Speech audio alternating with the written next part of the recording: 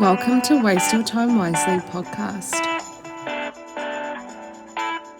Hello, welcome back, everybody. This is Waste Your Time Wisely. If you don't know who I am, my name is Tay. Usually I'm joined by my co host, but he decides to do random things. But here we are with Mr. Paul, who is a professional writer and an instructor and a hardcore Hawaiian shirt and Beatles fan.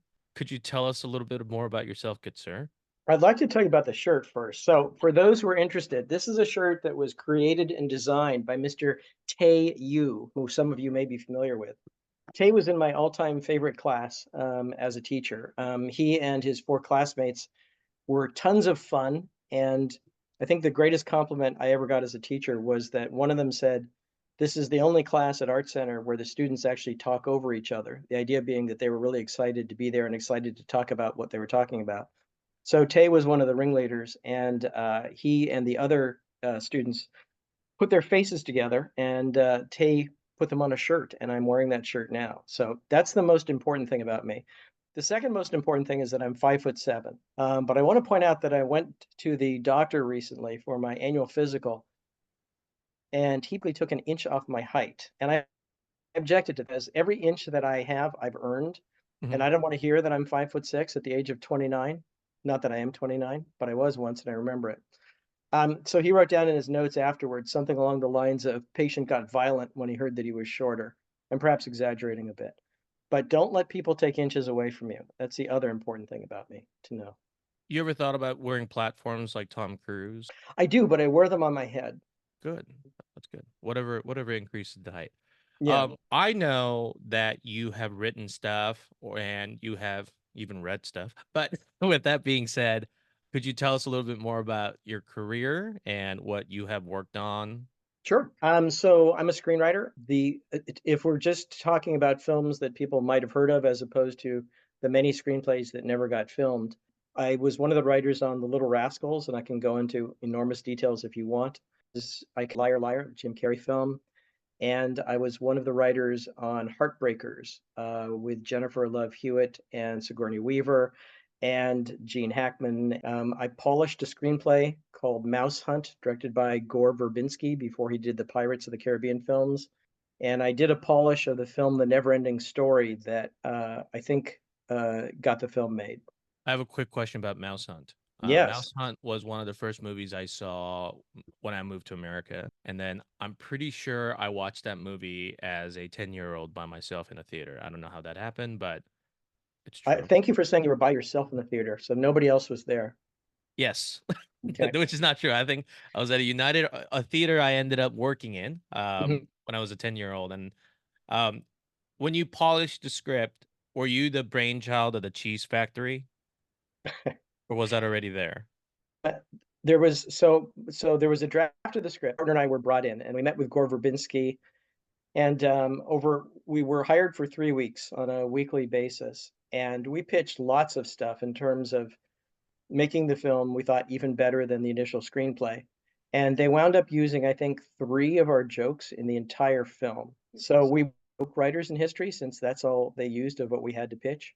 So yeah, there's almost nothing that we contributed wound up in the film, unfortunately. Okay, but you got paid, right? We did get paid, and I'm never against being paid. I don't think I'd be too hurt if I got paid and they didn't use my idea. I think I'd be Yeah, very hurt if they used my idea and like I didn't get credited or paid. that's the bad side, one of the bad sides of screenwriting, so you don't want that to happen. Yeah, that seems Yeah, like a negative negative. That's not a positive. That seems like a that's negative negative. Yeah. yeah, good way of Um, putting it. do you remember the first thing you wrote, like not professionally? In terms of first ever writing or first ever Either we'll talk about first ever writing first. okay. So when I was a kid, I was a writer as a kid, so I would write poems and short stories. For my parents and my brothers' birthdays or Christmas or whatever, I might write a short story, which meant I didn't have to buy anything, so that was saving money right there. And I eventually started writing lyrics and comedy sketches and plays and radio plays and things like that. So I always loved writing, and I was in love with movies from as far back as I can remember.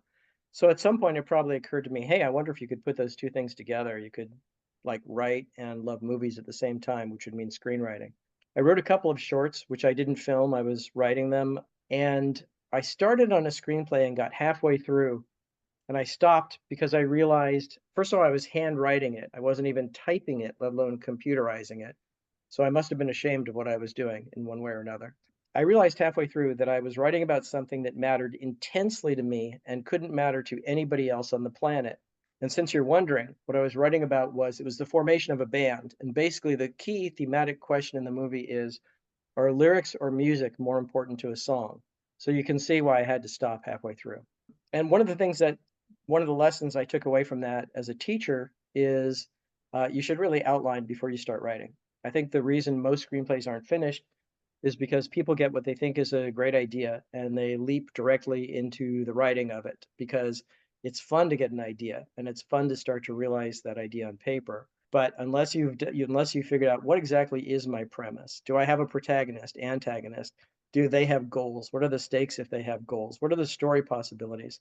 Basically, you want to spend time brainstorming so that you bring out the promise of the premise in your outline, in your story, before turning it into a screenplay. And again, I could talk for an hour about that and kill all of your viewership with boredom. But yeah, didn't do that. So then I had some friends and we wrote a couple of screenplays together that I think were fun, but didn't go anywhere. And then later on, I hooked up with another guy who had written, I think we'd each written two feature screenplays that nothing had happened with. He had an idea for a screenplay. He said, "Do you want to work together?" I said, "I'm working on a play right now." And his wife said to me, "Why don't you work on the screenplay instead, Paul?" Which was an intelligent thing to say. So we started working together and we wrote our first screenplay and wound up getting hip pocketed by an agent, which is a situation in which the agent wasn't actually doing much on our behalf, but we were allowed to set up meetings and say that she represented us. So we got a number of meetings out of the first script. And after that, we said to our agent, we have 4 ideas for a second screenplay. Which would you prefer us to write? So she chose one and we wrote it and she fired us. So then we got our second agent with that.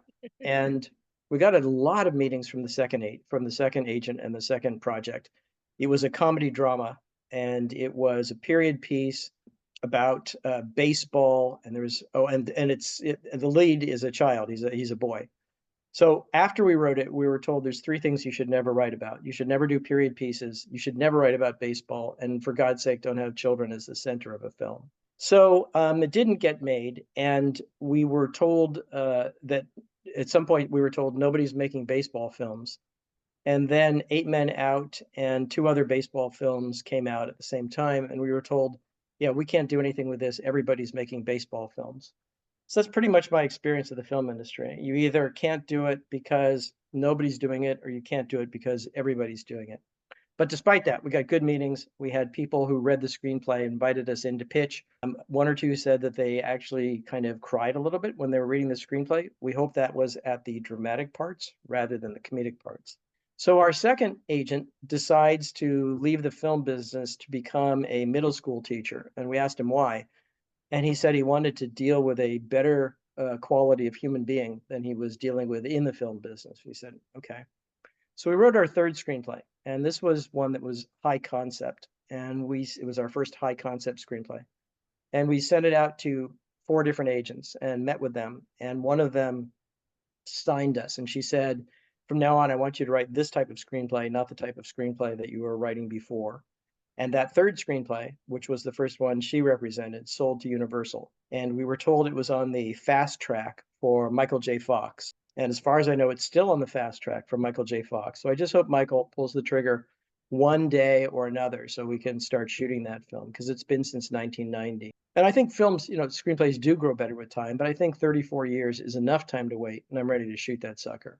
So after we sold that, we started getting a lot more meetings, and I came up with the idea for Liar Liar, and we pitched it to 9 different studios. And in their wisdom, they all turned it down. And then we got the Little Rascals gig, which I can go into if you want, but certainly don't have to. And then that was a financial success, although not a critical success, I'm happy to point out. The Little Rascals was based on these shorts that had been created by Hal Roach in the 1920s, 30s, and 40s of our gang. And I think the package was sold to TV as the Little Rascals. So when the film came out, one critic said, "It's a good thing Hal Roach is dead because this movie would have killed him." And I thought, wow, that's kind of strong. It might have put him in a coma, but I'm not sure it would literally have killed There's movies where it's critically panned for its performances and directing, but was him. it critically panned for its pacing and writing?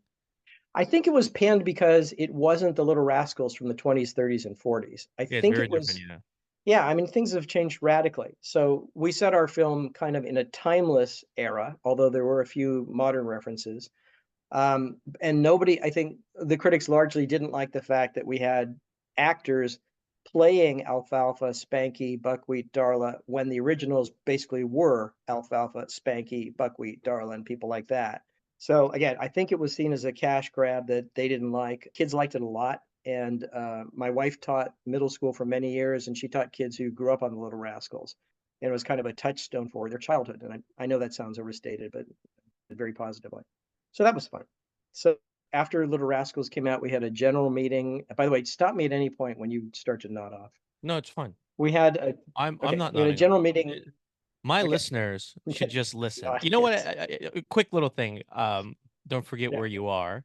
Where yeah, I want to write a book, and then a lot of people are very supportive of the idea, and some people are even offered to like read some, which I appreciate. I'll never take that for granted. But a lot of people, the general fans, the general public, they're like, when you publish a book, I can't wait to buy it. I can't wait to buy even two copies. You could sign one, and I'll read the other.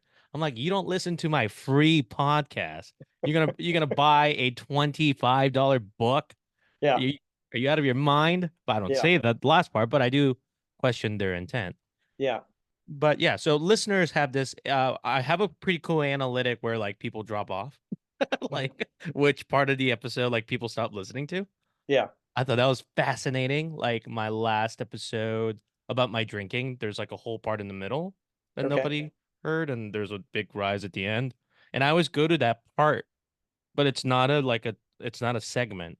Yeah. So I can't. I guess I got to do some Q&As. So people listen to a part and then stop and then return. Yeah, Interesting. that it's one thing if it drops off and then just keeps declining, Right.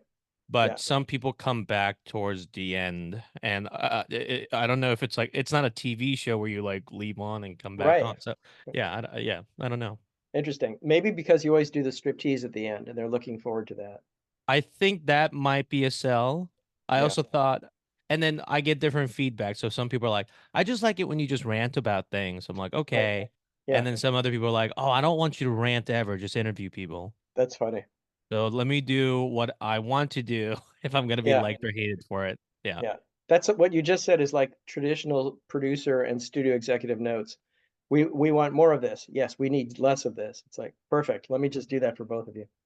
Yeah, we were called into a general meeting at Imagine, which is the company run by Brian Grazer and Ron Howard. And the executive that we were talking to, David Friendly, said Brian Grazer has an idea for a film about a liar. And we were full of piss and vinegar, and we said, wait, don't tell us Brian's idea. Let us tell you our idea. So we pitched Liar Liar, and he said, that's intriguing. He said, Brian's not here now, but when he returns to the office, I'll pitch it to him. And we're thinking, sure, that's going to happen because this is Hollywood and people don't always speak the truth 100%. So we're in the lobby getting our parking validated, and we see this figure move by at 200 miles an hour with a bad haircut, and we realize it's Brian Grazer. And he goes into his office, closes the door, and it's a glass door, so we can see through it. We can see he's talking to David Friendly. And he sticks his head out and he says, do you guys have a minute? We figured, what the hell? We already got our parking validated. It is the head of Imagine. Sure, we got a minute for you. So we go into his office, sit down, and he says, so what's the story? And we said, it's about a liar. And he pounds his table twice and says, a liar. I love it. I love it. What does the liar do? And we said, well, we think he's a lawyer. He pounds the table twice, the desk, says, a lawyer who's a liar. I love it. We're going to make this movie. So we get out of there before either of us can talk him out of it. And by the time we're at my place in Santa Monica, which isn't that far from where we met, our agent's on the phone saying, yeah, I've got affairs from Universal on the phone. They want to make a deal. And we're going, because we pitched this to 9 places. Nobody was dead. We gave 2 of the least interesting sentences of our life. And now this movie's going to get made. So this never happens. This should never be anybody's career plan. Right? We then have to do. We're hired. Ooh, my internet connection is unstable. Can you still hear me? Yeah, you're cutting in and out, but it's okay. It makes sentences. Okay. Yeah. Yeah, so we develop that into a 30-minute pitch slash outline that becomes 3 draft screenplay. We have a star who's circling the project, and then he backs out because of things going on in his personal life, we think. And Brian Grazer gets the script to Jim Carrey, who is about to do The Truman Show, but the screenplay is not ready. And Jim is apparently not happy with the fact that the screenplay is not ready and he wants to do something. So Jim Carrey commits to it. We do 2 more drafts, and then the film gets shot and released, and it's a success. So that's kind of the beginning of the screenwriting career. When quick question about Imagine Entertainment. Have you seen Arrested Development? I have not, sorry. Okay, so they have the new season on Netflix. They have it's an Imagine Entertainment production, I think, because Ron Howard's part of it. But they have this they have this gig that since Ron Howard and Brian Howard, they lowered the ceiling of every office floor, so Mm-hmm. the elevator kind of gets stuck halfway sometimes. Yeah. So there's a scene when I think he pitches an idea, and then it's kind of like he's like ridiculed, and he's kind of getting kicked out, and then the elevators get it gets stuck halfway, so he's like lower than them, trying to like Mm-hmm. pitch through this hole. Nice. That's great. But do you think that dynamic works because one's like a crazy man who surfs and he's like 6,000 miles per hour, and the other one's a redheaded film? Yes. Yeah. I've read books on partnerships where they talk about the partnership between Howard and Grazer, and I also read the book that Ron and his brother Clint wrote about growing up in the film business. And they talk about that dynamic. There's no question. They're opposites in all the best ways, and they're therefore very complementary. I think one of the things that keeps them together is they have respect for their differences, and they have respect for each other's tastes. And they're not doing the same thing because obviously Brian is primarily a producer and Ron is primarily a director. So, and it works. It's one of the most successful, creatively and financially, one of the most successful partnerships in Hollywood, I would say. I ran into Brian Glazer when I was a teenager. I forgot what year, but this was, well, I'll tell the story better. So I was at the beach. I don't think I was surfing. I think I was just like in the water. And then he was coming out of surfing. And then he said something very like, oh, like, look at the weather. It's so nice or something. And he walked away. And my friend's like, you know who that is, right? And I'm like, no, I have no idea who that is. So because of his hair and like, because it was wet and it was Yeah. even more crazy, I thought he was like a scientist, Hmm. like some A Doc mad Brown. scientist, Yeah, perhaps. mad scientist. Not Yeah. a normal guy in a lab, Right. just Doc Brown type. Yeah. And he's like, he's the producer Brian Glazer. And I'm like, oh, he did because he was doing 24 at the time with Kiefer Hmm. Sutherland, and Okay. I love that show. So Yeah. it's not what got me into the army. Sometimes I say that I'm like, oh, the 21st show got me into the army, but Uh-huh. it's a good narrative, right? So I'm like, oh yeah, and then I completely forgot about Imagine Entertainment. So all the Ron Howard movies at the time, like The Grinch or Splash. Ash. What was the other N- one? The There Russell was Crowe, Beautiful Mind. Yeah, Night Shift and Splash were the ones they started out with. Yeah, they did a ton of good films. Grazer is a really interesting guy. He would schedule meetings, I think one per morning, with some famous person he wanted to meet, and just, you know, pull what he could out of everybody he meets. So he's a guy who's endlessly curious. He's got a real curiosity, which is a great thing in anybody, and especially in a producer. So he has contacts with everybody in the world, basically, you I know. wonder if he sleeps normal human hours. I don't know. I'm not sure. He seems to me a driven workaholic, but I do not know. Gotcha. And then your encounter with him was pretty great, even if it didn't come Yeah, to I it. mean, yeah, Brian has a short attention span, so you either click with him or you don't click with him. So we were lucky that we clicked with our full 2 sentence pitch. When we had to when we had to actually work it out, the outline, and pitch it to him, he was lying on a couch in his office, and it was probably 30 of the most agonizing minutes in his life, because for 30 minutes he had to kind of be still and listen to these 2 writers tell him the story. And I don't think he was used to that. I'm not sure why he wanted us to do it that way, but that's You didn't fine. want to give him like a fidget spinner or something just to keep him occupied? It's very tempting. Yeah. I didn't want to distract him. Moving on with Liar Liar, and I hope you got paid for that as well. I did, Uh, thank you. good. I'm assuming most of the work that is out there, you did get paid for. It wasn't just like a pat on the back or Right. a Hawaiian shirt with like a Brian Glazer face on it. Which would have been even better than money, but yes. Yes, so it is what it is.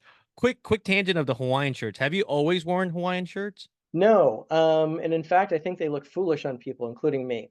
There's something real. I love the colors. There's something so vibrant about the colors, and this started when my wife and I started going to Hawaii. And I like the brightness of them, even though you don't look like a serious human being when you're wearing them. You're not a buttoned down person who's responsible and reliable, but they're fun and free, and you can wear them without a belt, or if you have the belt on, they go over the belt so nobody knows how fat you are, which is always a plus. So they're just fun. No, it's like a win-win. It's like a triple win.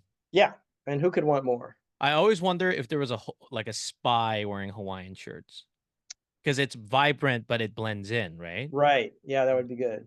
That would be a good way to do your spying gig. Next James Bond, right? Next James Right. Bond, he's gonna start out opening sequence Hawaiian shirt. Yeah. Yeah, Strapping on the Walther PPK and putting on his Hawaiian shirt. yeah. I was in a James Bond trivia thing like right after COVID, and they're like, "What is his weapon?" And I'm like, "What is the letter?" Well, I'm like, "Why can I?" I'm like, because in the video game it's like PP7, I think. Okay. Yeah, so I'm like PP7.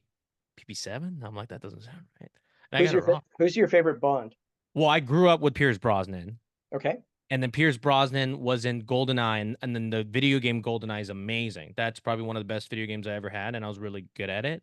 Yeah. So I have my biases towards Mr. Brosnan. Not Die Another Day, Pierce Brosnan, but definitely Hmm. some Nokia phone sponsored Tomorrow Never Dies, Pierce Yeah. Brosnan. I do like Sean Connery passing out, drinking Jamaican beer, and just like doing Sean. Like, I don't think he's playing James Bond. I think he's just playing Sean Connery. Uh-huh. Yeah, and then I thought Roger Moore was great, but he like I have a thing with everybody. So like Roger Moore, but he was too old. I feel like when he, especially when he came back. Yeah, at the end, the last film or two, especially the last one, he was definitely too old.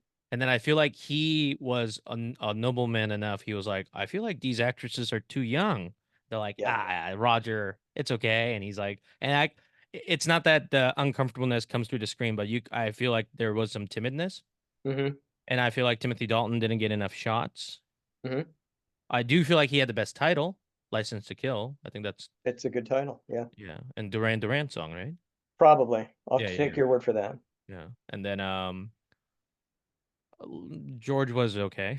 Yeah. What about you? You didn't mention Daniel. Oh, I see that as like a whole separate James Bond Yeah, thing. me too. Yeah. Yeah. So Pierce Brosnan's second favorite, and to me, he's the most underrated of them. I thought he's got the believability to me of a Sean Connery and the charm and kind of romantic lead-ishness of Roger Moore. I grew up on Connery. Connery was my Bond. By the way, when you said that he was playing himself, so I've done a little bit of reading about this stuff because I'm a frigging fan, and apparently Connery was like a rough-hewn coal miner type of person. Mhm. And Terrence Young was the guy who directed From Russia with Love. I could be wrong. And he was apparently the guy that he molding clothes to wear, how to wear clothes, that sort of thing, and kind of made him the not just a killer, but a kind of relatively stylish, classy killer. Yeah. Yeah, so Connery was my go-to. Lazenby I thought was adequate. I didn't think he was awful, but I didn't think he had any real charisma or I wouldn't see a reason to follow him in the series, I don't think, even though I think On Her Majesty's Secret Service is my second favorite of the Bond films. Moore was radically different, and he to me he came off as such a nice guy that when he was required to be violent, I found it kind of off-putting in a way that it wasn't when Sean did it. Because for me, it's like, of course Sean would be violent, but when this Roger Moore, this cultured gentleman who looks so good in his suits, is doing karate chops or whatever they were letting him do, I'm thinking it didn't work as well for me. We're And the going to the movies, moon. Going to the moon. yeah, Moonraker, Jesus Christ, yeah, it was the highest grossing of the films, except maybe for Goldfinger and Thunderball at that point. But my God, that was a mistake. Dalton, I get why people who love the books, and I love the books, like Dalton, but for me, he was completely humorless, and I preferred the Sean Connery version of James Bond to the Ian Fleming James Bond, as heretical as that is. So for me, Dalton wasn't a great pick. Pierce Brosnan, we already discussed. I thought he was great. For me, he's the second best. Daniel Craig I think the first one that he came back with, the Casino Royale movie, was on its own terms a really good movie, really well shot. I want to watch James Bond. And since it's like 3 years or so between each James Bond movie, it's not like we're having so many of them that I'm getting a surfeit. So when Daniel Craig does his cycle of 5 movies or whatever it was, I'm going, that's 5 movies I would love to have seen James Bond in, as opposed to this character that Daniel Craig is playing, even though I thought he played it excellently. And if it weren't James Bond, I would have been perhaps more interested. But I want James Bond. I don't want a variation on James Bond. That was Casino Royale was great. I wouldn't. I like how like it kind of dives into some origin of it. Mhm. That was kind of new. The metaphor, like he's a blunt instrument, like he's not a spy, and he kind of Yeah. becomes Quantum of Solace. I've seen that movie. I don't know how many times, and my friends work in the water district, and I Uh-huh. still don't understand. I'm like, why didn't they just do it? Like, why turn a woman? Why cover her in oil? I get it. It's James Bond movie. You can't Hmm. just kill a woman. You got to paint her in gold or oil or bronze or whatever. Show But your appreciation for show her. your appreciation and take your time with the killing, right? That's a Bond villain 101. Except for the Sure. henchmen. I think they're at polar opposite ends. One, the mastermind takes too long to kill They're James more Bond. The henchmen are just going at it with no plan. I don't understand. They could have just rocketed it at the end, and then like I'm like, okay, what was the? I think it was smart people trying to write a story so smart. These peasants like I just don't understand the quantum of solace. And I'm like, I, wait a minute. So they're all in a group, but that group was trumped by the next movie. And then by the fourth movie, there's another group that we knew about from the world of like the older Bonds. right. And now it's Christoph Waltz. And Yeah. then now he's dying Yeah. I think it shows great courage on your part to see Quantum of Solace multiple times. multiple times. Yeah, my first viewing, it's like, what do they think they're doing? The camera work, it's like, are you guys unable to frame action, or you really think that cutting 1,000 times per second is a good thing to do in a James Bond movie? If you want to make a Jason Bourne movie, here's a crazy idea. Why don't you make a Jason Bourne movie? But it's not the same as a James Bond movie. So I Quantum didn't work for me at all, and apparently that happened during the writers' strike. So they had a first draft of the script, and they couldn't have the writers work on it, and so apparently the producers and or director worked on the script, and that could be one of the reasons that it's not up to par in the writing department. Oh, the writer's strike. Yeah. Yeah. With that being said, I have a question. So this is a kind of an odd one, so bear with me here. Yeah. I used to read a lot of James Patterson books, and then he writes probably like 3 books a year, maybe at this point, or he puts his name on other people's work and they Yeah. collaborate. Yeah. But he said on an interview that he's like, I really try to feel what like the character's feeling. And then he writes a lot of crime novels, right? Like about like serial killers. I always wondered when he's writing his like, like his female detective series, like is he dressing up in like a wig, like sitting on his desk I and hope so. I mean, to me, if anything that gives me an excuse to dress up like a woman or a serial killer is an excuse that I will happily take, because that way there's nothing embarrassing about it whatsoever. So the perfect segue, where because you set that up perfectly. When you're writing the Jennifer Love Hewitt Sigourney Weaver movie Heartbreakers, did you Yeah. have to either A, con people, or B, Hmm. dress up like a woman to get into character? I wouldn't say we had to. I would say it's more a perk. That's what you're getting into screenwriting for, basically. Of course, it's the enormous amounts of money that are incredibly assured, and there's no danger in the career. Once you sell a screenplay, you're set for life. I think we all know that. So that's no longer interesting. What's more interesting is what can you get away with kink-wise as a screenwriter? And that's where the real exploration, some of which is self-exploration, I like to point out, goes on.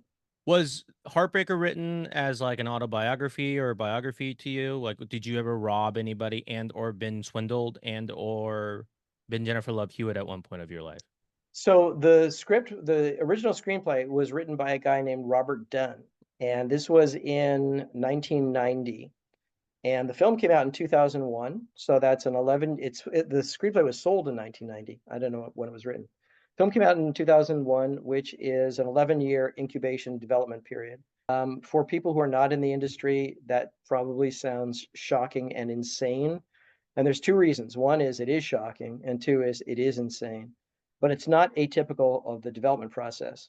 And over the years, a number of writers or writing teams were hired to do rewrites on the script because MGM, for whatever reason, figured they liked the idea, but they weren't ready to pull the trigger at that point. So my partner and I were one of the teams that was hired, and we were hired on two separate occasions to do rewrites. So we weren't working from our idea. What we were doing was restructuring Robert's idea and working on the characters and things like that, and also coming up with scenes. You didn't ask this question, but when it came time for the credit arbitration, so Robert filed for sole credit because he had done the first screenplay. My partner and I filed for shared credit with him, and to do this, you send to the Writers Guild copies of the final script, what was actually shot, and then copies of everything you wrote that wound up in the final film, so that the three arbiters who are reading the various drafts can decide, does this rise to the level of meriting a credit or not? And they have certain formulas. You have to change a certain amount of the movie in order to get credit. So then the other person who applied was the director. And the director had written, as I recall, one new scene and had changed the names of one of the characters. And based on that, he was going for a writing credit. So the credit wound up, I think, in the appropriate place, which was written by Robert Dunn, AND, Paul Guay, ampersand, Stephen Mazer. So it was the original writer and the team that made the most significant changes. Yeah, so that sadly wasn't autobiographical, and I can't speak to whether or not Robert Dunn was a con artist. I only met him once at the screening. Between you and your, so you didn't get that. He didn't come dressed up like a woman or Jennifer Love Hewitt. He did not. No, he was dressed as a man on that occasion. Little tangent. I grew up watching Jennifer Love Hewitt being a victim in movies, in horror movies, or being like a party of five, right? Party of five cast. And then I think that was the first movie I saw her in where she's not technically like she's the protagonist, but she's not the good guy. Yeah. And then I think I just watched Gene Hackman off, like The Replacement with Keanu Reeves. I'm like, this is interesting. Yeah. And I think that movie I saw alone in theaters too. Not I was alone in the theater. I just went by myself. That's where my adventures of movies going by myself began when I was a child, come to think of it. Since you were revising the script, any challenges that you kind of face head on? One is always getting notes from producers, directors in the studio that are not consistent with each other. I don't remember anything particular about that script. There are others that have horrible examples of that. But backstory, since I have no answer to your question, when we came on, it was going to be Angelica Houston, Alicia Silverstone as the daughter. And we had the pleasure of a lengthy meal in a restaurant with Alicia Silverstone. My recollection is it was 4 hours long and she talked about food the whole time, but I could be misremembering. And then at some point they dropped out, and then Cher came. May I ask who paid? I don't think we did, but I don't remember. That's a very good question. Okay. She should have, because she was doing better than we were financially. Then Cher came on, and she read our script, and we were told, she didn't say this to us, but we were told that she said it was the best romantic comedy she had read since Moonstruck. Moonstruck. Yeah, which I thought was an enormous compliment. And I said, can you give us her contact information so we can thank her? And we were told, nope. So she then dropped out, and then the final cast came on. Would it have changed the story if it was Cher or Alicia Silverstone? Or I don't know. It's always possible that when you have a cast like that, that you would be asked to identify their strengths and write to them. I mean, that happened with Jim Carrey on Liar Liar, because we hadn't written, when we wrote our first three drafts, I probably didn't know who Jim Carrey was. And my partner and I always had in mind somebody like a Tom Hanks or a Steve Martin when we wrote comedy scripts, because those are the two guys who were very big at the time and very talented. When we wrote the first draft was very physically comedy oriented that we wrote. And Imagine said, we like this. For the second draft, we'd like you to tone down the physical comedy and amp up the emotion. So we did that. And third and more, we want you to tone down the physical comedy more and amp up the emotional. So then they bring Jim Carrey on and they say, so can you guys write physical comedy? It's like, I think we could find a way. My connection's unstable again. Is it me? It's okay. It happens. Apologize. If you're not paying your internet provider, shame on you. But if you're paying your internet provider, we've been through so many at this point. Yeah. I always wonder what would happen. I don't think I have former bosses of Warner Brothers as my internet provider. I think I could pay, like, I don't pay a month and they won't cut it off for like 2 or 3. I always think about that. I'm like, they're not gonna. Interesting. They're not gonna. When things are wrong, they don't send people over here. Yeah. Yeah, that's a very good point. Yeah. Unless they have a switch at home, like they have like a lever they just pull down, like cut that Right, house. And then kill his puppy just to show we're not joking around. right. We're a we're AT&T. Make it Um, very serious. Little Rascal question really Yeah. quick. When you were writing, since it is like a version of an adaptation, Yes. any struggles there in regarding to the No, writing process? it was a very fast process. So my partner and I did a pitch for Penelope Spheris, who was the director, and she had previously done The Decline of Civilization, or The Decline of Western Civilization, which was about punk rock. So she was the obvious choice to direct Little Rascals, which is about cheerful kids. So we go in and we pitch to her, and she says thank you, and she hires another team, and it turned out to be a team that she had worked with before, so she was comfortable with them. So they turned in their script to Universal. We are told that Universal didn't care for it and suggested that she talk to us again. So we go in with a second pitch, different from the first one. I don't remember how. And she hires us. And you're traditionally given 12 weeks for a first draft, or you were at that time.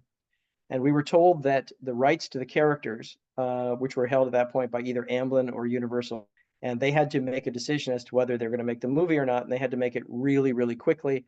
And it was going to be based on what they thought of our draft. And we said, okay, how long do we have to write it? And they said 12 days. We said, oh, okay, we'll do that in 12 days.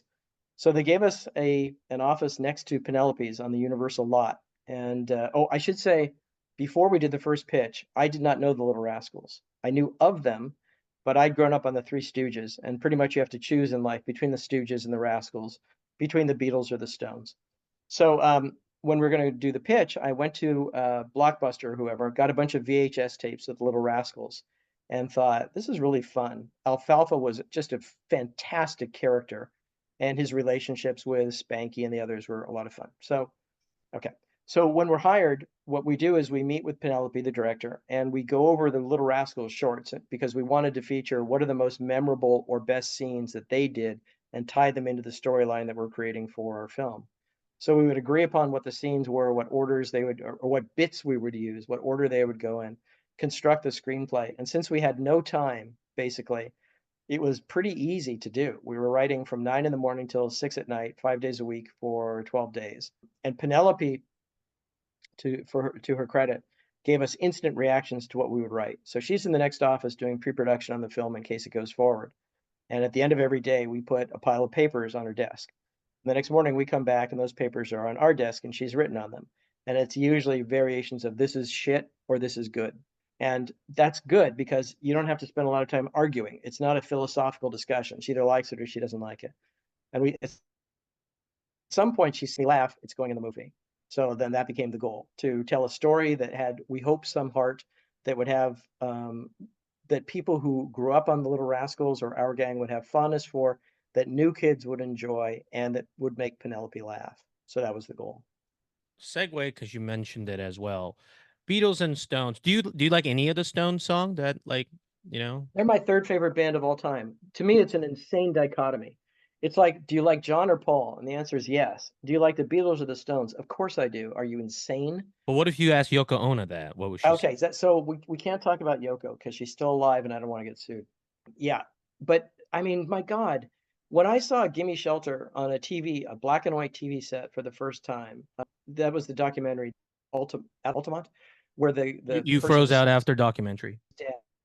I think you're still I you're. was Do you mind? I think you froze out. Do you mind starting over from Give Me Shelter? no, should let me try my hotspot on my phone. Let me see if that helps. Are you like downloading illegal government files or something? No, we changed providers for our internet, and as a result, things have gotten much more complicated and not better yet.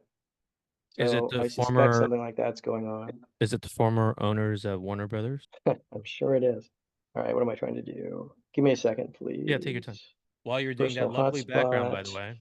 Thank you. All right, so change this. Yeah, the Frankenstein monster. I think if a person doesn't have one of the universal monsters as a background, how can you take them seriously? How about just Sort of like my feeling. Am I an actual background? the actual monster? Sorry. Actual human background. Is that not nice? Yeah. So I'm not smart enough to find out where the thing is on my computer to make the change. So this is What kind of computer do you have?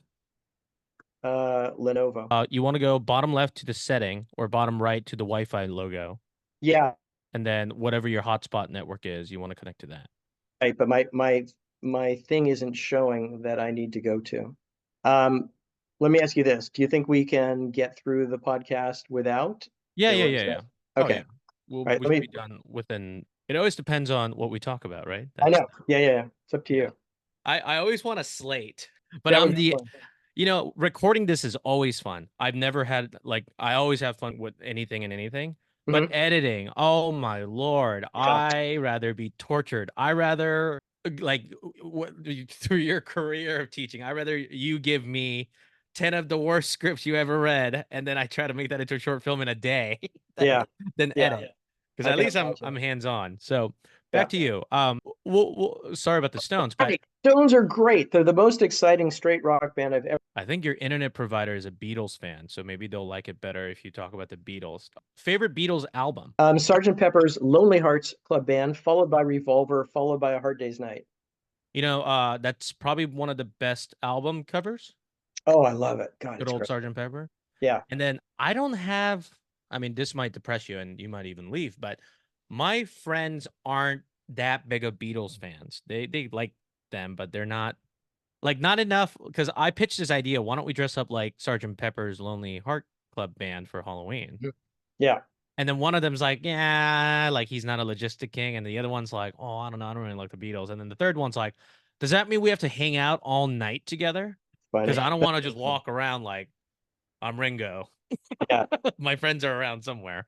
Right. I think you So, need to buy better friends. You need to buy friends who are Beatle fans. oh yeah, I've been saying this all the time. My friends are good in their own way. And I could say this freely because they probably don't listen to this.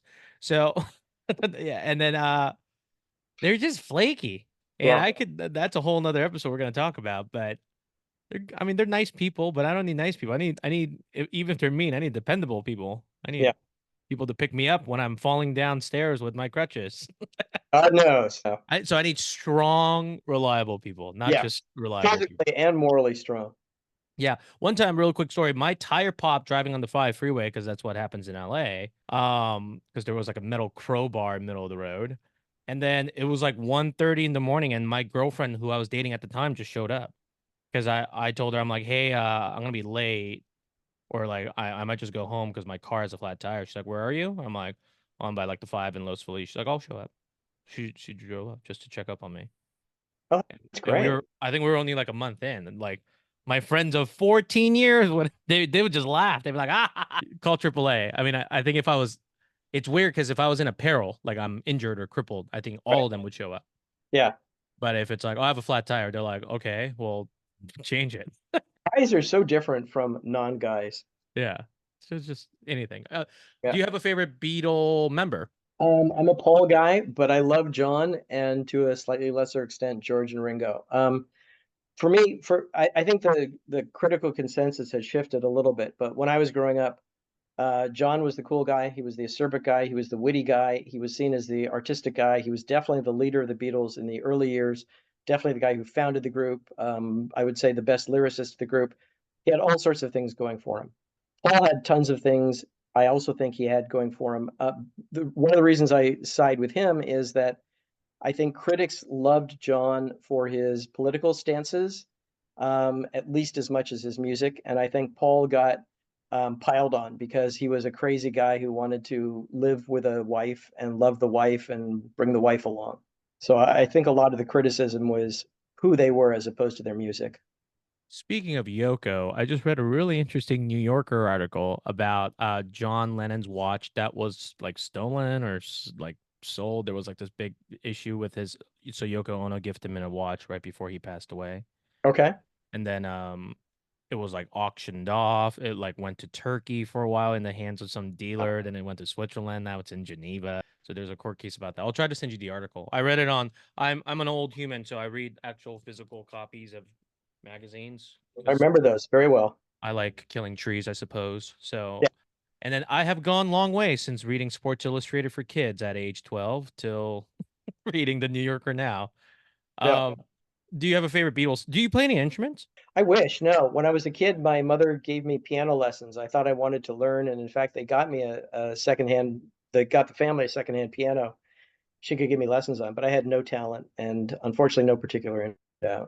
I play a bunch of instruments now, but when I was a child, my mom's like, "Oh, play piano because your sister plays it," and we get along, but we don't have anything in common. She's very introverted. I'm not, and we don't have similar. We like dogs. I guess that's our similar traits, and now she likes cats. But if my mom told me, "Hey, if you play piano, like girls might like you," day and night, I would. Mhm.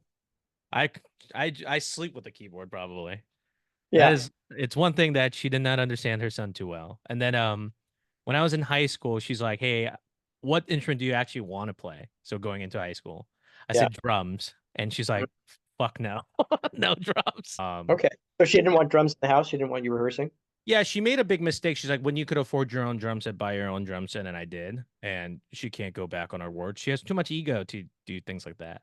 So I had to set up in the backyard, and I played a lot of Jungle Book noises that my neighbors probably weren't keen of, but it's okay.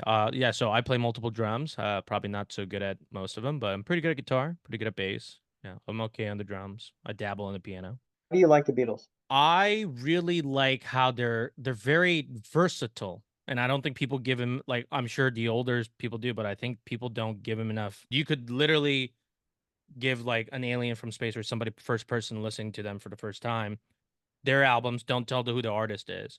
And it's almost a different sound. Like obviously it's similar voices, but Yeah. if you look at their like first album where John's screaming, Mhm. shake, Yeah. shake it out loud all the time, to like even the White Album, like completely different. And I understand they've been around for a long time and they just evolved into different things, and they had those spiritual moments as well Mhm. when they went to India. But Yeah. they're just very versatile. And then even little niche fact, like I think Ringo's left-handed, but he plays a right-handed drum set.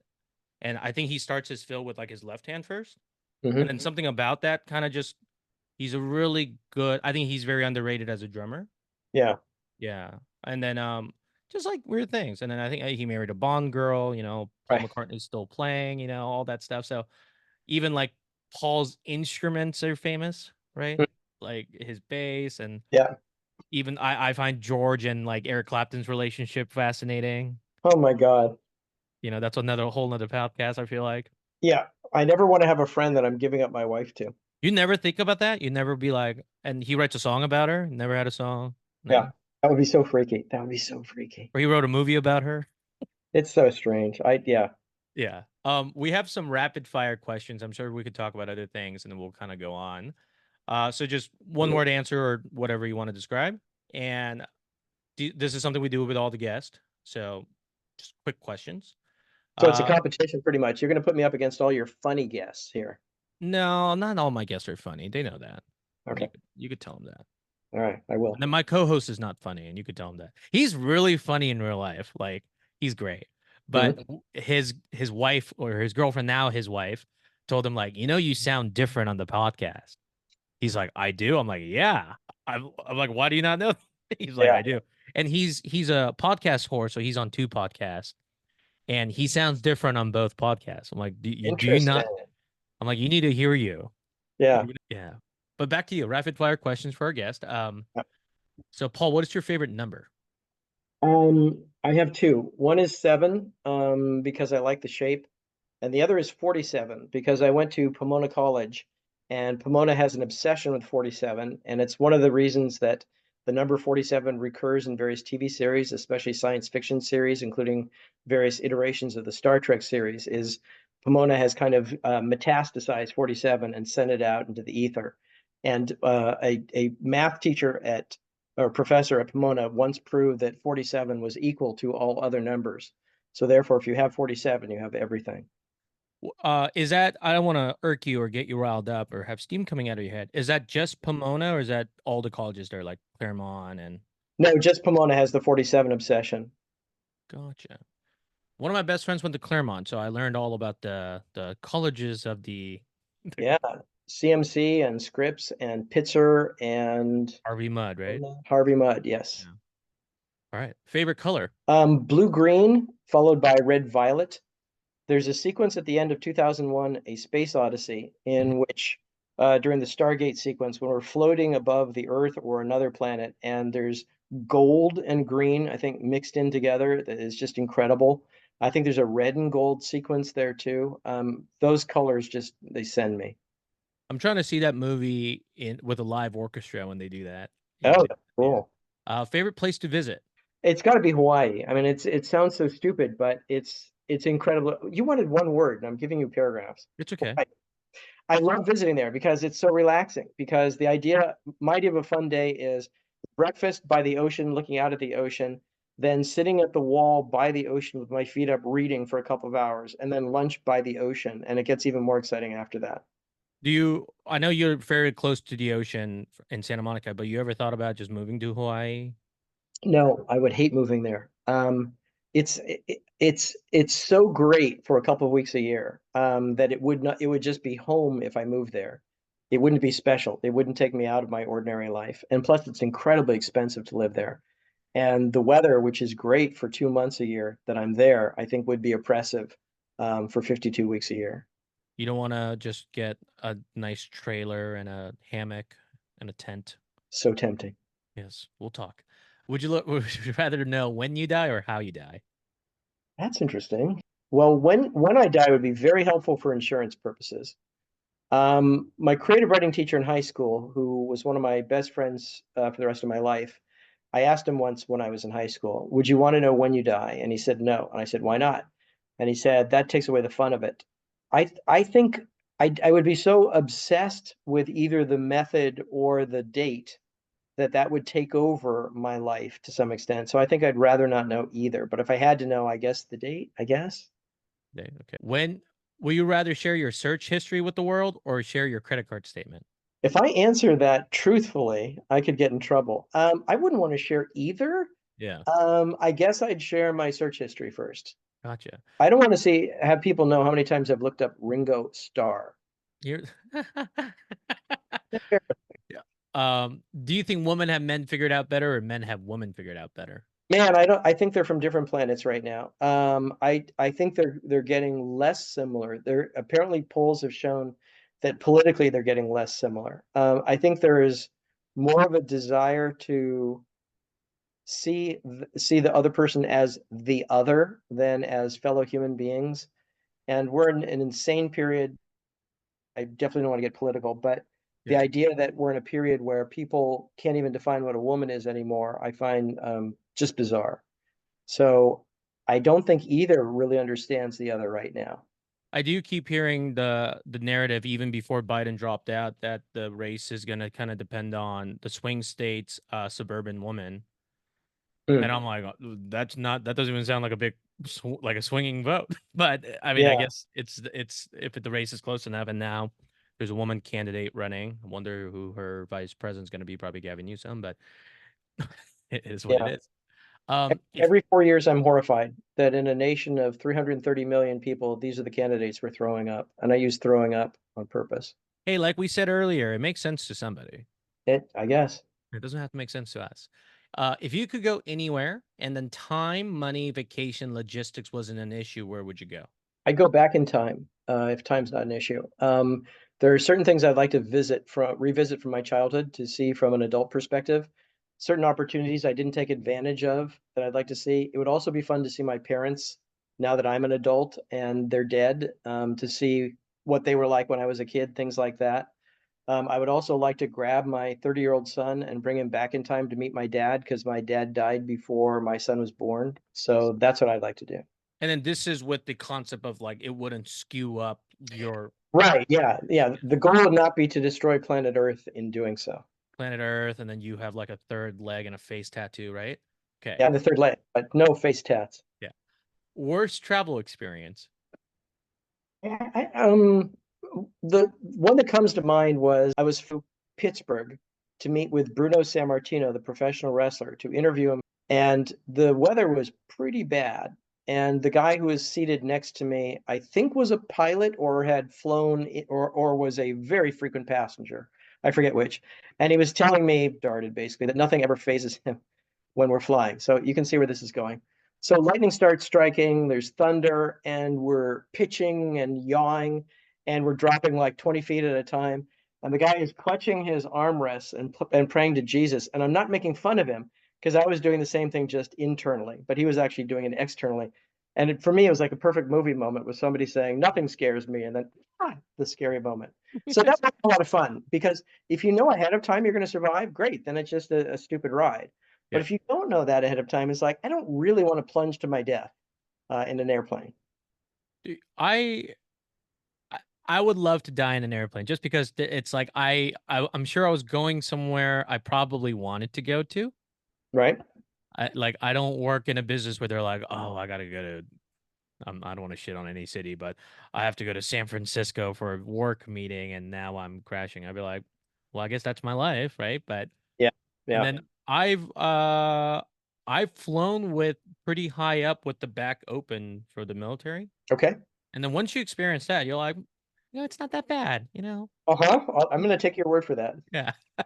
If you could bring one thing back from your past, what would it be? And it could be physical, metaphysical, emotion, or mental state, or human. It's so tempting to bring people back. It there was this before I knew how the film business worked.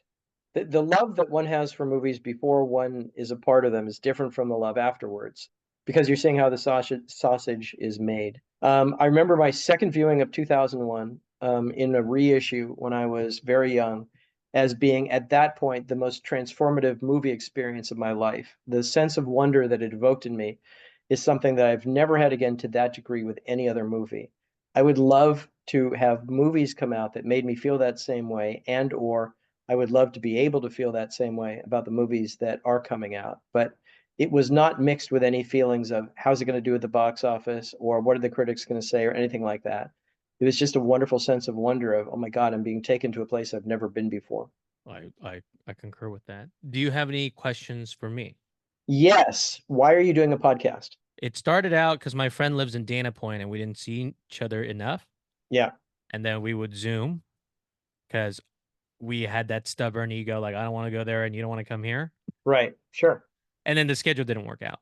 And then here and there we'll like meet on the weekends and throw football around just because we're 17. Mhm. And or I would just go down to the beach there. Yeah. And then he got busy with work, so we're like, why don't we just Zoom? And then we start talking about random things, and we're like, why don't we make? So we had a lot of trial, and I hope those never get released. We have all these like trial and error podcast. Yeah. So we kind of warmed up from November to December, like once a week, and then we start recording like in February. Hmm. And then that's when we started like, oh, we should have guests in, we should interview people. So it kind Yeah. of just collaborated from that. Yeah. Okay. Very cool. Yeah. And are you still writing? I am writing. Am I writing as efficiently as I should be? No.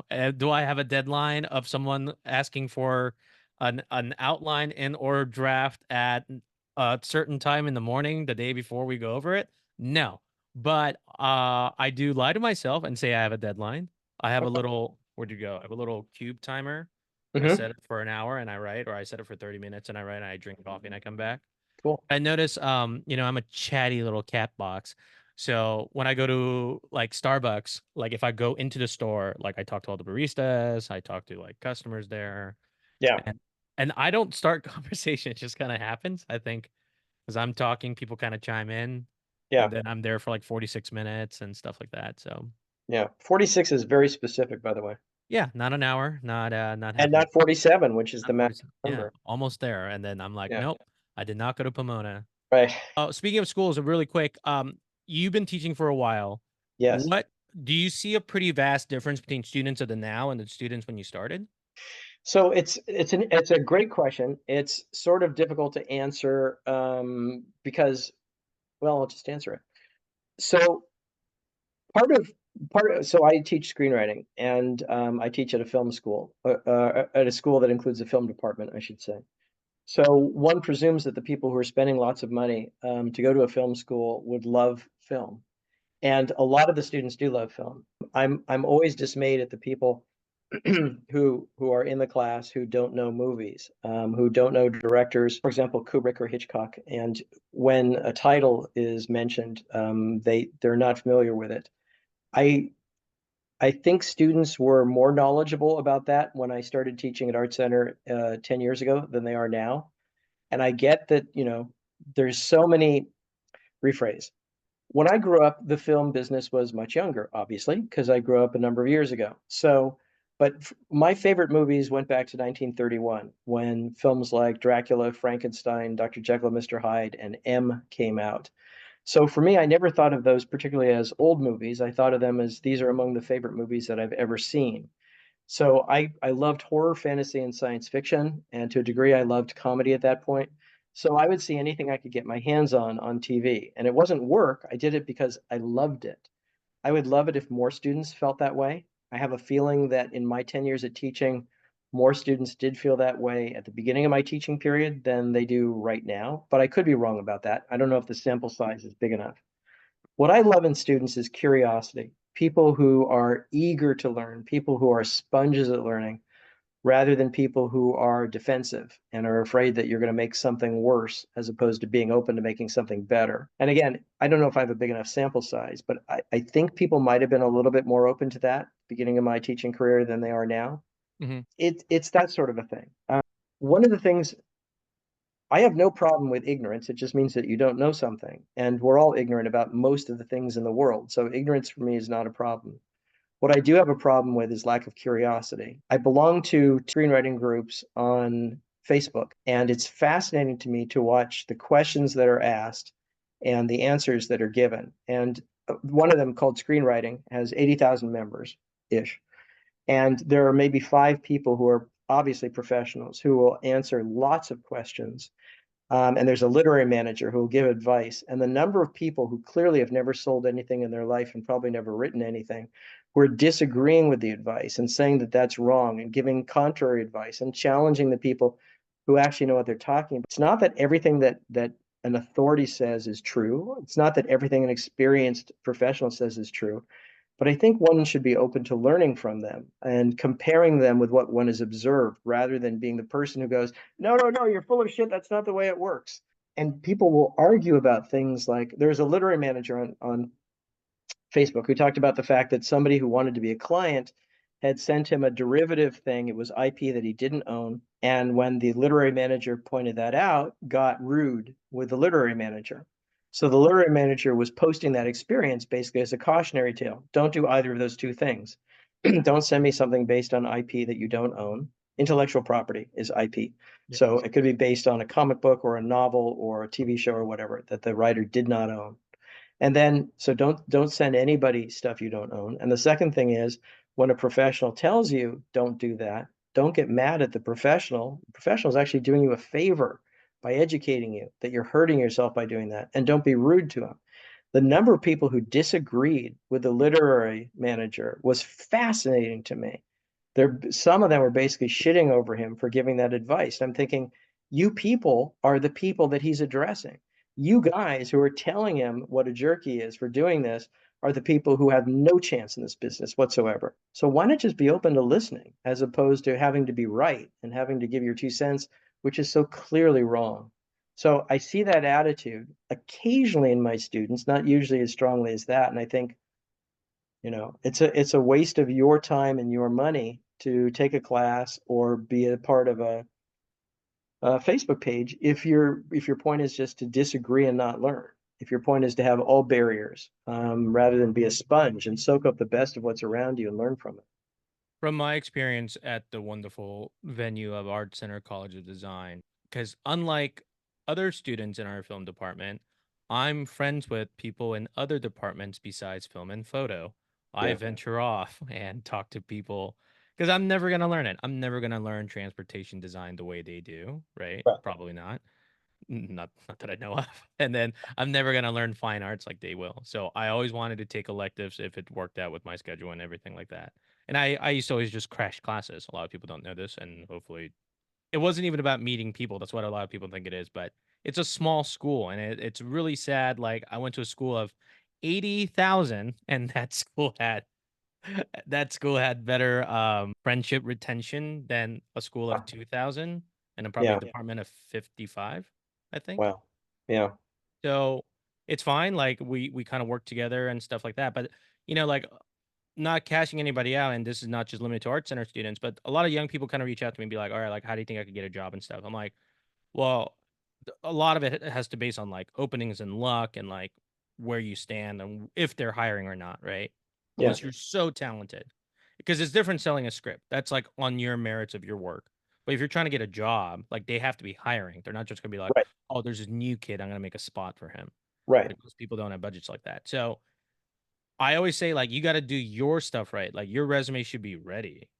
Like that's on you. That is not that's just effort. That has nothing to do with yes, of course I can make it sound better. Of Hmm. course I can make it sound more professional. Or like your CV, your resume, and like it has like I've seen resumes with typos. I've seen CVs that's incomplete. So Yeah. how do you expect these people to hire you? Right.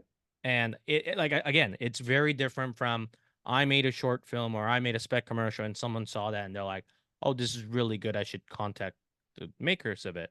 Yeah. Very different from you're trying to get a job in a company because you're not really putting your best foot forward by something that everybody who's probably got a job there has done, you know.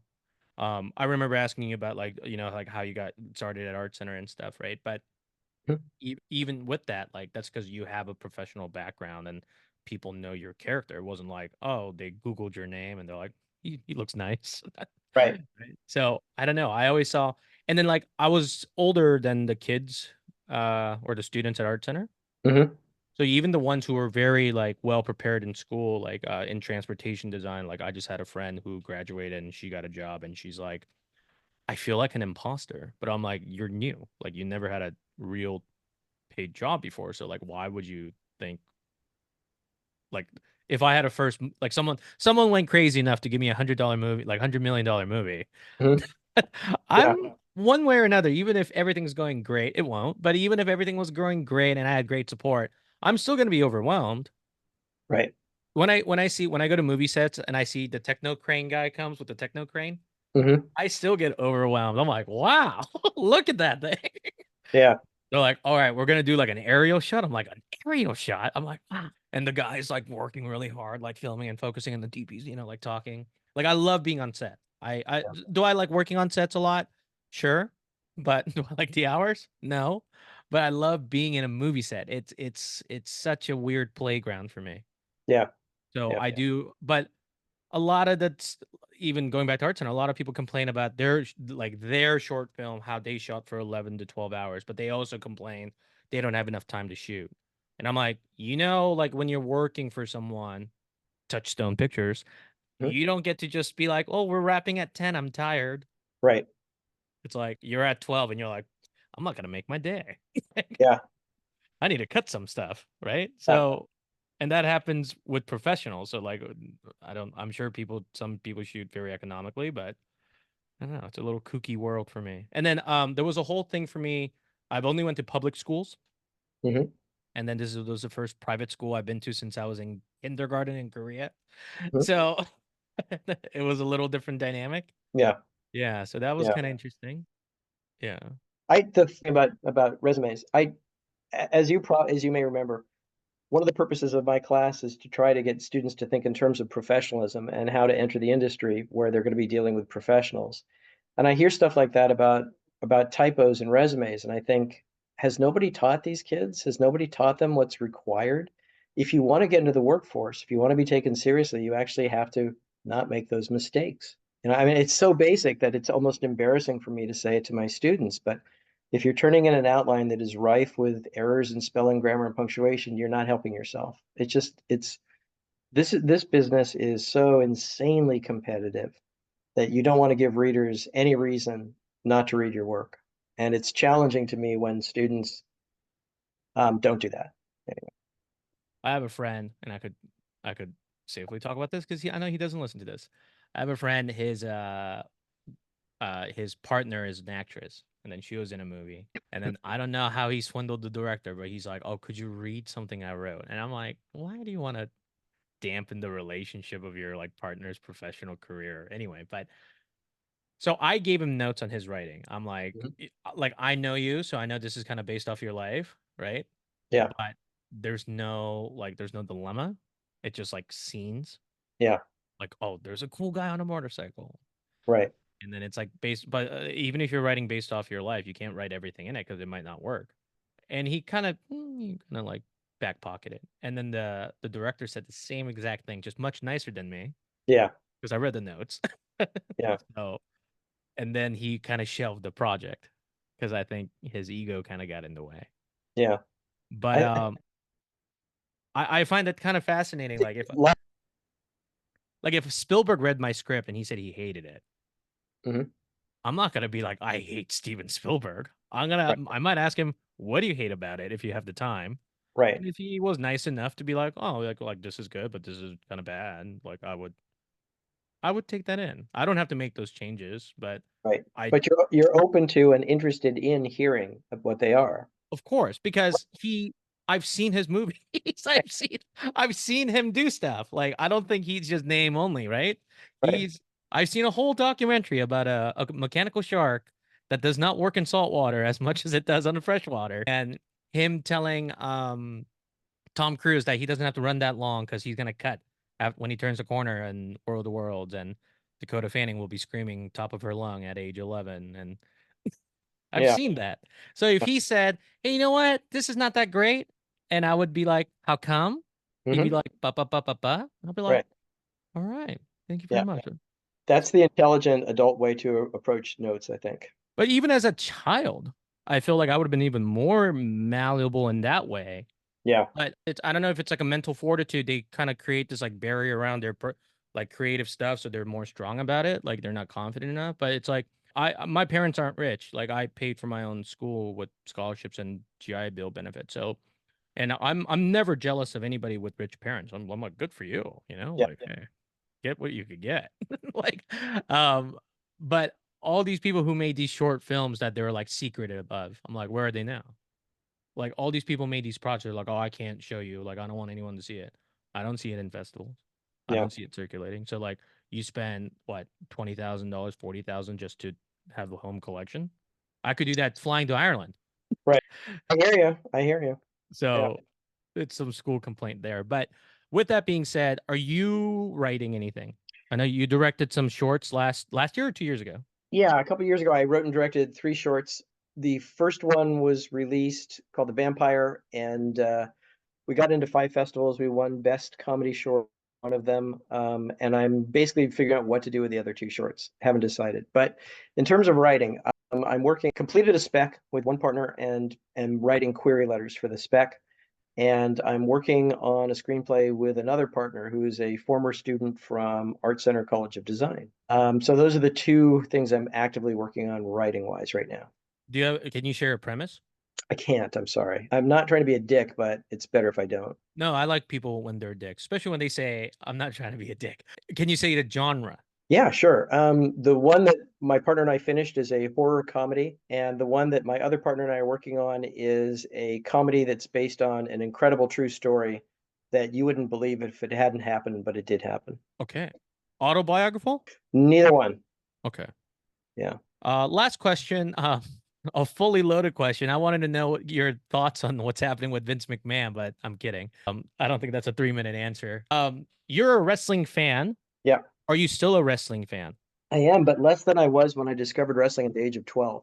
So I'm a kid, I'm watching our black and white family's black and white TV, and I see these guys, unattractive men mostly in trunks, pretending to wrestle. And I'm flipped through it, and for some reason, at some point, I stop long enough to see what's going on, and I see there's these really bad guys and really good guys, and they're competing in this athletic endeavor. And some of the guys are very athletic, some are not, but some are incredibly athletic.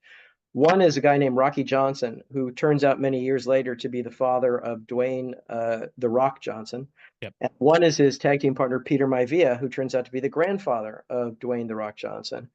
And these guys are really athletic, really compelling in the ring, very charismatic performers. And I'm aware intellectually of the fact that professional wrestling is fake and that the endings are predetermined. But just like when I'm watching a great movie or reading a great book, I'm not thinking the whole time, this is fake. I know what you're doing. I'm allowing myself to become involved in the storyline. And when I was a kid growing up, not everybody knew that wrestling was fake. Many did, but not everybody did. So a lot of the people going to the law incredibly in what was going on. Some of the bad guys would get shot at. Some of the bad guys would get stabbed on their way back from the ring. That's the type of investment that I'm talking about. Yeah. So I became a fan. I would see Rocky Johnson, who was like 6'2", 265 of pure muscle, leap over the top rope, go into a flying drop, go into his Muhammad Ali shuffle, that led to a series of flying drop kicks, and it was like Superman. It was like seeing Superman in the ring. How can you do this? So as a superhero fan, I was entranced. As a kid who wasn't athletic, I was impressed. And as a kid who loved good guys and hated bad guys, I was just captivated. So that was when I was 12. And to a lesser extent, it's remained with me my whole life. Now, obviously, it's, I don't have that emotional involvement, but I'm interested in the backstage stuff. When they do an incredible match, that impresses me. And the whole art form is so weird. It's so weird when you think about it, because these guys are part athlete, part gymnast, part stuntman, part actor, part sitcom actor. They're doing so many things that's required of them. Basically, within the squared circle between the ropes, they're given between 30 seconds and 30 minutes to tell a story that makes people tune in next week or buy tickets or whatever they're going to do, that moves them emotionally and or excites them in some way. That's tough. And to me, it's very impressive when they pull it off. I was, I'm an immigrant, so wrestling was not as big in Korea as it is now. Wrestling has always been big in Japan, so we would kind of see like some channels, and then like it was the same channel in Korea that showed sumo and WWE. So as a Yeah. child, it was just like, Yeah. wow, look at these grown men touching each other. And then when I moved to America, I think like a year in, it was the Monday Night Wars. Hmm. So as a child, that was so fascinating. Yeah. Or even the fact, and then that's when like Stone Cold had a beef with Vince McMahon, like Right. a guy beating up his boss on TV, right? Sure. And pouring beer on him and his son, right? Yeah. It was so entertaining for me. I don't know why. And then Yeah. I guess some of it was directed towards a 12-year-old boy, right? Oh, absolutely. No Yeah. question. Yeah. And then I watch it, and then now I kind of watch it periodically. Like I'll try to illegally stream a pay-per-view, or it's on YouTube really quick the next day. That's Hmm. pretty nice. I watched the whole Nice. Undertaker fight AJ Styles like in a graveyard. Hmm. I didn't order that pay-per-view. I don't have that money, Vince McMahon or Ari Emanuel, whoever's benefiting off my WWE pay-per-view prices. But um, it's great. And then I think I told you my friend worked for them for a little while, and he told me some backstage, some corporate office stuff Hmm. of of Connecticut, of Yeah. the WWE headquarters. And then he's like, they're it's very geared towards like appeasing one man. Hmm. And Yes. I don't have to name who that one man is. Hmm. And then I mean, when I was a kid, I always forgot, like I went into that transition when he was the announcer going into like, and like, I mean, he's playing a Vince McMahon on TV. And then Right. when you listen to his interviews, I'm like, where's the guy? Where's the guy with the walk and the, right? Yeah. It was fascinating. And then I saw Stone Cold fight Booker T in a grocery store. Right. So, Yeah. do you have a favorite current wrestler, and do you have a favorite all-time wrestler? All-time wrestler would be Rocky Johnson, followed by Peter Maivia. They partly because they were the first two baby faces that I really bonded with, partly because they were just incredibly charismatic and exciting. Current guys, it would be harder for me to say. Roman Reigns is really good. AJ Styles is. I'd actually have to see a roster and name who I like. John Moxley in AEW is really good. Chris Jericho keeps reinventing himself. He's gone from WWE to AEW. I want to touch on something you said earlier. So you're a Korean guy, and you mentioned Japan. Are you familiar with the wrestler Rikidozan? Yeah. Okay. So for those who don't know, Rikidozan was the founder, basically, of professional wrestling in Japan. He was a huge cultural figure in Japan. He was a bigger cultural figure in Japan than somebody like Hulk Hogan was in the United States. He had real significance for the Japanese people. He was Korean, and nobody knew that. And apparently the reason was, and I take no sides in this because I don't know, but apparently a lot of Japanese people were not really fond of a lot of Korean people. So Right. for him to become a superstar in Japan, he had to be Japanese. Yeah. That I found fascinating. I think it was Rikidozan. I could be mixing him up with Giant Baba, but it's one of the two big, big, big stars. It's like he I think had to hide that. I think you're right. There's MMA fighter um who has a Japanese name because I think he was raised in Japan, but he's Korean blood. And then that happened a lot because Korea was part of Japan. So for example, I love bringing up the 1936 Berlin Olympics because there's a lot of answers there that kind of like showed people like, like when your home country, Berlin, is hosting an Olympic event and saying Aryan race is the superior race, and Right. you see Jesse Owens win 4 gold medals in front of you, Very nice. Like it's like, I mean, then they still went on with the war. They're just like, hey, that was fluke. Or the marathon of that Olympic was by a Korean man, and the bronze was by a Korean man, but they were running for Japan. Mm. So they were Korean born, Korean citizens, but since we were occupied for almost 40 years, so they ran for the Empire of Japan, which is like, and Wow. Interesting. not when Korea wins gold in anything now. Like we're good, we're really good at, like, I call it the agile man sports, like archery and shooting. Patient Yeah. man sport, something I don't have. I'm like, take that, Japan. And I just say it. I don't know. There's no racist thing about it. It just, I was, yeah. And then Ricky Dozen was born in Korea because he has a Korean name too. His last name is Kim. There's an MMA fighter currently. He just retired like maybe 6 years ago. His nickname was Sexy Yama. I know his I Korean name. Yeah, remember the name. Yeah. yeah, he was Japanese, but he was Korean. And I think his wife is Japanese too. So like he like majorly, but he was just in a Korean TV show on Netflix called like the Strong 100. They bring these 100 like athletic people around and they do like test. I'd rather go back to war than do that full Right. time. Yeah. Do you like The Rock because of, do you like their his lineage? It's partly because I thought he was okay. He's one of the most charismatic people I've ever seen. And by the way, I haven't gone to his movies. I'm talking about TV. Yeah. For the TV setting of wrestling, he was incredibly charismatic. And he started out with a bad gimmick. He was Rocky Maivia. He Yeah. was the smiling baby face, and the WWE was shoving him down the fans' throats, and they booed him, and they finally thought, let's turn him heel, which was the smart move. He's one of the best promos in the history of the business. He's a guy that you can give a direction to for a promo, and he'll do 5 or 10 or 15 minutes sometimes of largely improvised, or if not, it sure sounds like it, stuff that is that can be hilarious. He's a captivating character. And one of the things that you want most from a professional wrestler is somebody who captivates you, somebody that you love or hate. And he was one of the best ever at that. And he was good in the ring too. He wasn't a bad wrestler by any means. Did you know that he was related to your favorite wrestlers when he was coming out? Yeah, I mean, I read the Wrestling Observer newsletter, so I know the background stuff. But if I hadn't read that, the fact that he's coming out as Rocky Maivia, Maivia is not the most common name in the history of the world. So when you pair that with Rocky, it's like, wait a minute, that's the father and grand. Yeah, Wait a yeah, yeah. minute, something's going on Right. here. Yeah, somebody's read my wish book.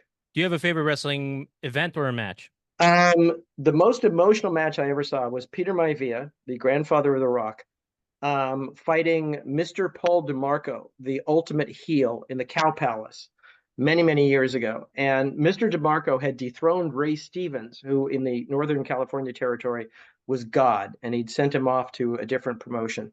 So we hated Mr. Paul DeMarco and we loved Peter Maivia. And DeMarco was a good, arrogant heel, but he had a mouthpiece, Dr. Ken Ramey, who was one of the most enraging managers of all time, who would just piss you off when he would open his mouth. And the two of them together, you hated them. So there were two matches between the two of them that I saw live at the Cow Palace that were the most emotional matches I ever saw, partially because a good part of the audience at the Cow Palace was Samoan. So they turned out to see Peter Maivia. And in fact, the team, the Wild Samoans, started out as Cow Palace fans. They were these huge guys. And the promoter was afraid of the fact that they would try to attack the bad guys who beat up Peter Maivia in the matches. They would try to attack him afterwards. They said, we've got to smarten these guys up so they don't beat up our wrestlers.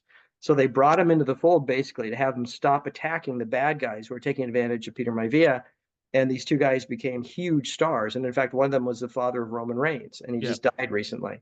Yeah, so it was very emotional to be in the Cow Palace with, up to 16,000 fellow fans who are just furious at what's going on in the ring. I remember ordering, I think it was WrestleMania 2000. It was my friends and I like pitched in money. Like we're like, Yeah. all right, we'll do $20 each and we'll order the pay-per-view, or it was Yeah. like $50 at the time. And we'll order pizza. I remember, I think the main event was like that McMahon show. It was like Rock with Vince, or Linda with the Big Show, Shane with Big Show, Linda with Man. Okay, right, Yeah, right, it right. was like that fatal four-way main event. But I also think that had the TLC in it. And Okay. watching people fall off ladders like multiple times Yeah. into tables. Yeah. I can't believe they're not on wires. These guys are insane. The pain tolerance, the desire to be better than they were in the last match or everybody else on the card. I can't even imagine doing that night after night. I used to think it was unfair. Like, let's say I was on a Sunday pay-per-view and I was a wrestler on SmackDown. I still have 2 to 3 days to recover. But when you're on a Sunday pay-per-view and you're wrestling Triple H on Monday Night Raw the next day, Yeah, I'm like, I don't know. I just saw Triple H bleed from his forehead I for know. like I agree. a 40-minute match. I always tell people, you ever done anything physical for 45 minutes straight? Like just Right. continuously? I'm like, it's Yeah, and you have to keep up like a character that's not you. sure. And you Yeah, can't really hurt the other guy. right. Yeah, you've got to be convincing in not hurting him. Yeah, I started out with I was a big Bret Hart fan, then I was a big Jericho fan. So I love Bret Hart. If I had to pick somebody that I could watch most of the matches of and be entertained, he would be best. I liked his character. I found him cool. He didn't do the larger than life cartoonish thing, which some people pull off really well, but he was more believable. I thought he was great. Good heel, good baby face. yeah. And then I mean I didn't like his WCW run, but yeah, Nobody did, including Bret. yeah. It just it is what it is. Well, with that being said, do you have any other questions, good sir? I think that's it for me. My main question is how can I get my internet to work? But that's not a fascinating question that we need to deal with. It is a if I'm hands on, I could probably look at it better. So we'll talk in like a year. And then Okay. second thing is I it doesn't help that you're downloading, illegal government files into your computer while being on a Zoom meeting. That doesn't help either. I should stop that then. Yeah. Okay. Yeah. But like on a cell phone, you erase your cache. I don't know if you know what that is, but you erase your Yeah. cache on your Right. phone, and then you could kind of do that on your computer by kind of deleting cookies. That sometimes help, but it's not always the case. All right. All Yeah, right, sir. that was fun. That was fun. Thank you very much. All right. Hey, everybody. Thanks for listening. Thanks for staying by. And then please make sure you follow and hit that damn bell icon. And talk to you soon. And give money to Tay. Oh, Damn that it. too. Yes, that's true. Yes. You're listening to Waste Your Time Wisely podcast.